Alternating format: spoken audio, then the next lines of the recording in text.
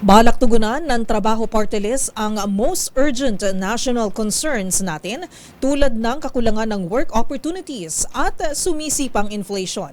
Paniwala ng partido makatutulong ang mga plataporma nito sa paghatak ng mas marami pang investors at para sa skills development ng ating mga manggagawa. Nagbabalik si Edniel Parosa.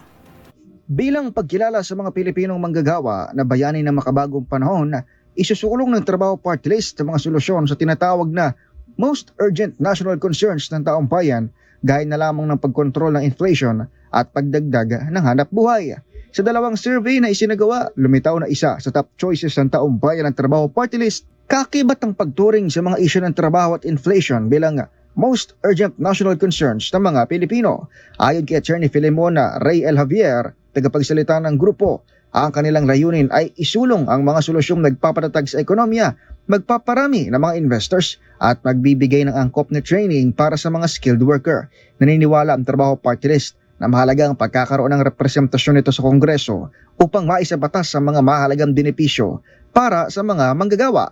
Hindi umano sapat na umasa lamang sa wage increase ang mga ito upang tugunan ang pang-araw-araw na pangangailangan ng mga pamilyang Pilipino.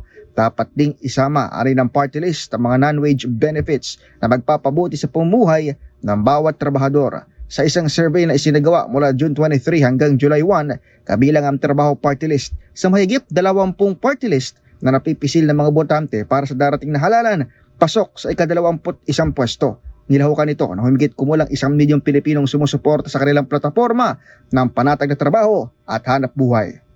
Para sa MBC TV Network News, ito si Edniel Parosa. Una sa Pilipinas, una sa Pilipino.